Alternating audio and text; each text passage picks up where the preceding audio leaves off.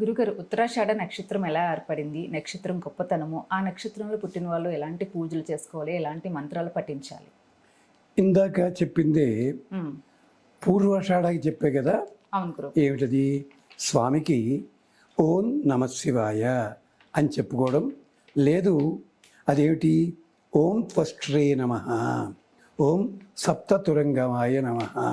ఇది ఆషాఢకి ఇది చేసుకోవడం.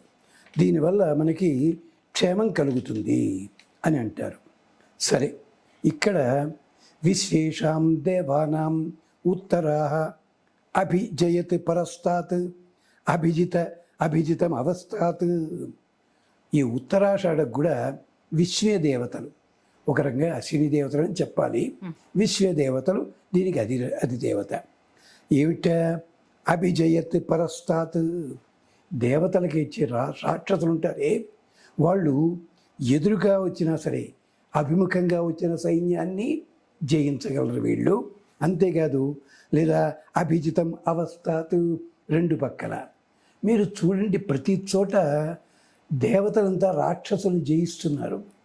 దేనికి అంటే వాళ్ళు ఇన్ని వరాలు వచ్చినా కూడా కారణం ఏమిటంటే, దీనికి ఇక్కడ చెప్పరు కానీ వేరే చోటు ఉంటుంది. దేవతలందరూ కూడా యజ్ఞోపవీతం ధరిస్తారు, రాక్షసులకు యజ్ఞోపవీతం లేదు. ఆ యజ్ఞోపవీతం ధరించేటప్పుడు దానికి 96 బెత్తలు ఉంటాయి. ఆ 96 బెత్తల్లో 27 నక్షత్రములు అధిదేవతలు ఉంటారు. వాళ్ళందరూ వీళ్ళ పక్కన ఉన్నారు కనుక జయించలేకపోయారు. రాక్షసులు కూడా యజ్ఞోపవీతాలు వేసుకున్న 27 నక్షత్రాలు పెట్టుకోలేదు వాళ్ళు. ప్రయోజనం లేదు వాళ్ళకి. ఇక్కడ ఉంటుంది చూడండి, అది విశేషం. అందుకని ఇది ఉత్తరాషాఢ. విశేషాం దేవానాం ఉత్తరాషాఢాయాం ఉపరిష్టాత్ అభిజిత్ నామ నక్షత్రం అస్తి. అభిజిత్ అని ఒక నక్షత్రం ఉంది, పెద్ద పట్టించురు. అభిజిత్ ముహూర్తం అంటారు మన వాళ్ళు. ఆ క్షణం లోపల ఏదైనా పని చేస్తే సక్సెస్ గ్యారంటీ. ఇదన్నమాట. అంచేత ఉత్తరాషాఢ పూర్వాషాఢ వస్తున్నప్పుడు ఆ సమయం అభిజిత్ ముహూర్తం అవుతుంది. తద్వారా ఓటమి అన్నది లేదు, జయించి తీరతారు వాళ్ళు. అది మనకి చెప్పింది. అలాగే శ్రవణ నక్షత్రానికి కూడా ఇది ఉంటుంది. ఇలాంటివి ఉంటాయి. రాముడు రాక్షస సంహారాన్ని మొదలుపెట్టి మిట్ట మధ్యాహ్నం ముహూర్తం చూసుకున్నట్ట. ఎక్కడ నిలబడ్డాడు? జమ్మి చెట్టు కింద నిలబడ్డాడు. అది ఎవళ్ళు చెప్పరు. శమీదే పాపం అని చెప్పి రామస్య ప్రియదర్శిని.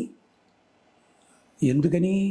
జమ్మి చెట్టు పూజ చేయలేదు ఆయన, అక్కడ నిలబడి ముహూర్తం పెట్టాడు. అవి అలాంటిది అనమాట. ఇది అలాంటి క్షేమం కలుగుతుంది. దీనికే కథలా చెప్పింది వేదం. దేవాసురా సంయత్తా ఆసన్ తే దేవా తస్మిన్ నక్షత్రే అభ్యజన్ యది అభిజయన్ తత్ అభిజితం. అభిజిత్ ముహూర్తం ఎందుకు వచ్చింది? దేవతలంతా రాక్షసులతో యుద్ధం చేయడానికి వాళ్ళని టైములు చూసుకోలే. బృహస్పతి అన్నట్ట బాగానే ఉందా, వెళ్ళండి అన్నట్ట. అంటే వాళ్ళ ఆలోచన వెలుగుని బట్టి చెప్తారు. అది అభిజిత్ ముహూర్తమైంది.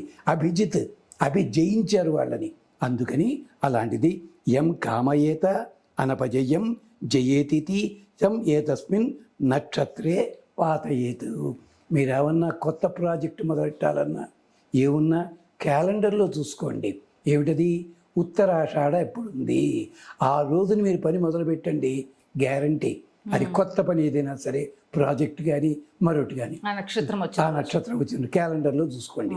చూసుకుని చేయొచ్చును. మీ నక్షత్రం అది కానక్కర్లేదు, దానివల్ల ప్రమాదం ఏం జరగదు, కానీ దాని జరుగుతుంది. ఇది విశేషము. అందుకని అలాగే ఆషాఢ నక్షత్రం విశ్వే దేవతాదేవ తన్ను విశ్వే ఉపశృణంతు. విశ్వే దేవతలు వచ్చారంటే దేవతంతా సైలెంట్గా కూర్చుని వింటారుట.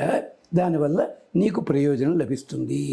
శుభ్ర కన్యా యువతయ, వాళ్ళు ఏమి ఇస్తారో చెప్తే ఆశ్చర్యపోతారు. వరుసగా చూడండి. కృషి వ్యష్టి యజనాయ కల్పతాం. మా వ్యాపారాలు బాగుండాలి, వ్యవసాయం బాగుండాలి. అంతేకాదు పశుభ్య, మాకు పశువులు కూడా కావాలి అని కాదండి. ఇప్పుడు కడబ్బాం వేయబోతున్నాను చెప్పే వాళ్ళకి ఏమిడిగారు? మాకు శుభ్ర కన్య, మా మనస్సుని పట్టుకునేలాంటి అందమైన అమ్మాయి క్యారెక్టర్ కలిగిన అమ్మాయి. శుభ్రాకన్య, అటు దుంప దిగిపోను. శుభ్రాకన్య యువతయ సుపేశ. యువత ఎలా ఉండాలి? సుపేశ, చూడ్డానికి అందమే కాదండి, అద్భుతమైన ఆభరణాలు ధరించిన అమ్మాయి మాకు భార్య కావాలి, అలాంటివిలా మాకు ఇవ్వండి అయ్యా అంటున్నారు. సుపేశ కర్మకృత సుకృతో వీర్యావతి. అందుకని దానివల్ల మేము అన్ని ఫలితాలు పొందాలి, మా సంతానం కూడా బాగుండాలి. ఇది ఉత్తరాషాఢ పూర్వాషాఢ నక్షత్రాలు రెండిటికి కలిపి చెప్పుకోవచ్చు, విడిగాను చెప్పుకోవచ్చు. ఇదంతా ఎవళ్ళు? దేవతలంతా బృహస్పతి మాట విని యుద్ధం చేసి జయించారు. జయించే నక్షత్రాలు ఇవి.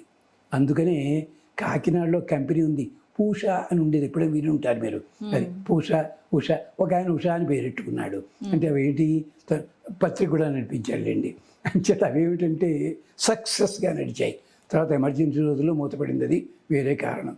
అలాగా అంచేత ఈ నక్షత్రాలు మనకి క్షేమాన్ని కలిగిస్తాయి. స్వస్తి.